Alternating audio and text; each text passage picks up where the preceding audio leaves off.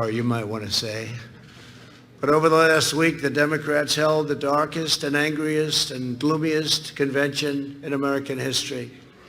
They spent 4 straight days attacking America as racist and a horrible country that must be redeemed. Joe Biden grimly declared a season of American darkness.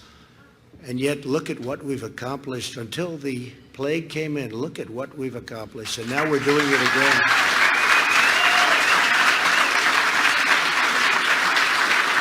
It's the most successful period of time in the history of our country, from every standard. Look what we've accomplished. And now this plague comes in, and look at the way they talk. But look at what's happening, and look at how we're shooting up. We call it a super V. It's no longer a V, it's a super V. And they didn't think that could happen, and they're probably not happy about it. They want to punish America and its citizens instead of holding them high. Where Joe Biden sees American darkness, I see American greatness. We've seen heroic doctors and nurses racing into action to save lives.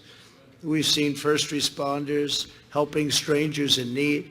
We've seen the passage of historic legislation to save 50 million American jobs. We've mobilized American industry like never before.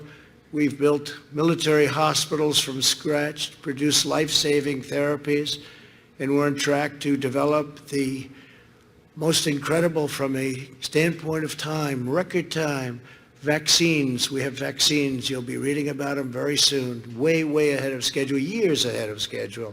This would have been where we are now, phase 3 trials, clinical trials.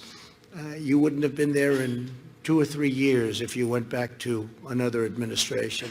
It's time to reject the anger and the hate of the Democrat Party. We have the biggest election coming up of our lifetime.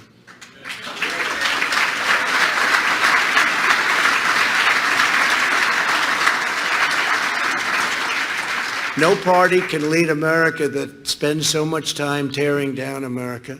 But the biggest part of last night's speech was what Joe Biden didn't talk about. He didn't talk about law enforcement. He didn't talk about bringing safety to Democrat-run cities that are totally out of control and they have no clue. China was never mentioned in any way, shape, or form. China will own our country if he gets elected. They will own our country. And we're not going to let that happen.